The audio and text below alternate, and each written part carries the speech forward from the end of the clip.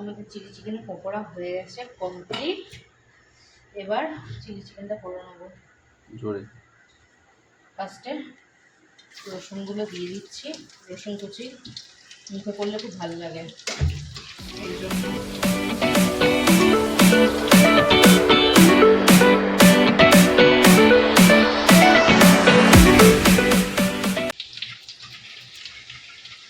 রসুনটা একটু লাল লাল হওয়া অবধি ভাজবো।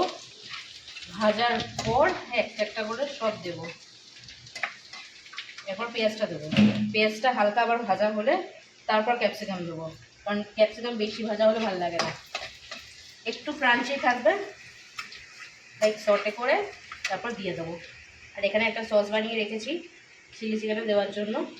Tomato sauce, red chilli sauce, soya sauce আর একটু গোলমরিচ, ব্যাস এইটুকুই পড়বে, আর কিছু না।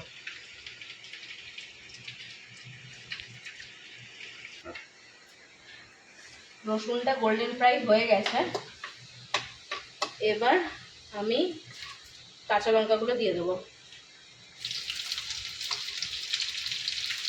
আমরা একটু ঝাল খাই তাই কাঁচা লঙ্কার পরিমাণটা বেশি দিয়েছি। যে যেমন ঝাল খায় সে তেমন দিতে পারে। জাস্ট একটু নাড়াচাড়া করে 1 মিনিট মতো নাড়াচাড়া করে এখানে যে পেঁয়াজ আছে পেঁয়াজটুকু দিয়ে দেবো।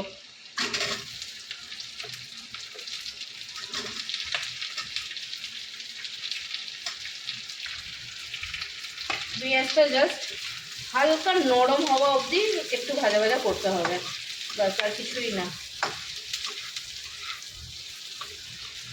যখন পেঁয়াজটা ট্রান্সপারেন্ট টাইপের হয়ে যাবে তখন আমরা ক্যাপসিকামটা দিয়ে দেবো। ততক্ষণ একটু নাড়াচাড়া করতে হবে। আর পেঁয়াজটা একটু তাড়াতাড়ি হয়ে যায় এই কারণে আমরা একটু নুন দেবো, বেশি নুন দেবো না, কারণ কি সসের নুন থাকে এই কারণে। তারপর পকোড়া ভাজার সময় নুন দিয়েছিলাম।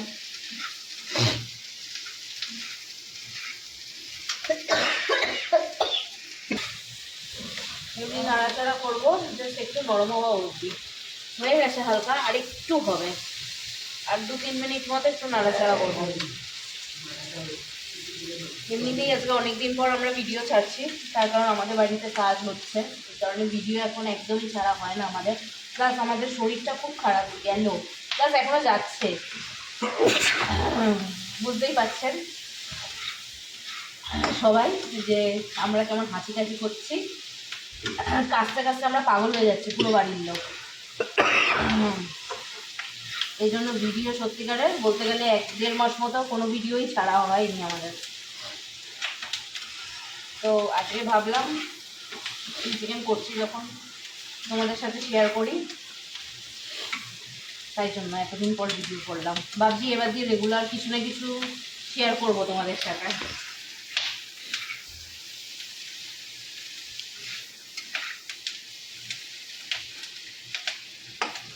পেঁয়াজ অনেকটা নরম হয়ে গেছে, আর একটু নরম করব, তার আগে ক্যাপসিকামগুলো দিয়ে দিলাম।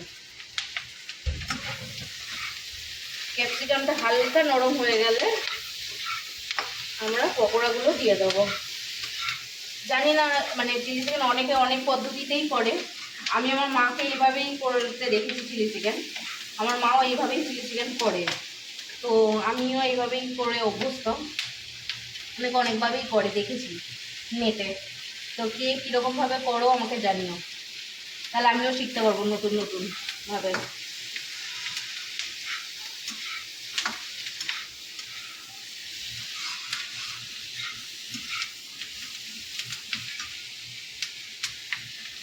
পেঁয়াজটাও নরম হয়ে গেছে আর ক্যাপসিকামটাও হালকা ভাজা ভাজা হয়ে গেছে। তো এরপর আমরা পকোড়াগুলো দিয়ে দেবো।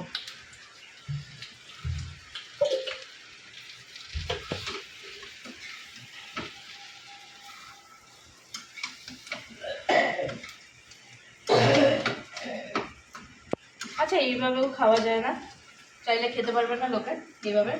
অনেকে খেতে পারে। গোলমরিচ একটু ছিটিয়ে একটু মানে যদি তেলটা একটু বেশি দেয় মানে বা বাটার দিয়ে শুধু শুধু স্টার্টার হিসেবেও তো অনেকে খায়। পাশে একটু সস নিয়ে নিন তো। হ্যাঁ,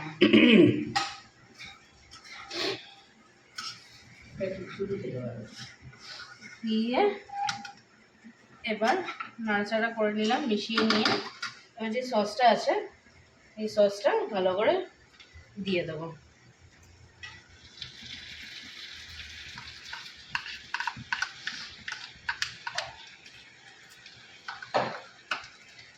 তারপর ভালো করে এটা মিক্স করে নেব। আমরা বেসিক্যালি ড্রাই চিলি চিকেনটাই ভালোবাসি, তো আমি ড্রাইটাই বানাচ্ছি। গন্ধ ভালো বেরিয়েছে। খাওয়ার পর বুঝে যাবে। জানি না, কালারটা ভালো এসছে এবারে। এর আগে সিরিয়াসলি একবার বানিয়েছিলাম চিলি চিকেন, সেইবার ভালো হয়নি। অ্যাকচুয়ালি সসের প্রবলেম ছিল, লোকাল সস দিয়ে করেছিলাম। অ্যাকচুয়ালি মানে কিষান সস দিয়ে তো করে অভ্যস্ত, জানি না সসটার গন্ধটাই কেমন আজব ছিল, তাই না? কেউ আবার এটাকে ব্র্যান্ড প্রমোশন না, ভেবো না। ওইসব কোনো ব্যাপার নেই। নর্মালি যেটা মানে খেয়ে অভ্যস্ত বা খেয়ে করে রান্না করে অভ্যস্ত, তাই বললাম।